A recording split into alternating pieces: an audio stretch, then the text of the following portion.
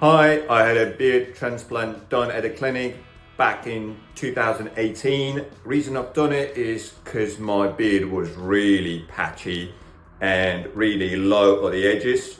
So I've done some improvements. I'm quite happy with the results. I would definitely recommend it. People been complimenting on my beard, men and women.